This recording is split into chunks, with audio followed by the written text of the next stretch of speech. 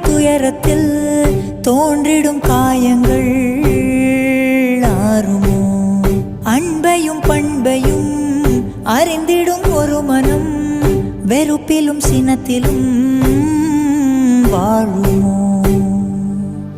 வெளிச்சத்தை தரும் என்ற ஏற்றிய தீபம் ஊர் முழுவதையும் எரித்து விட்டு தீயாயானதேனோ?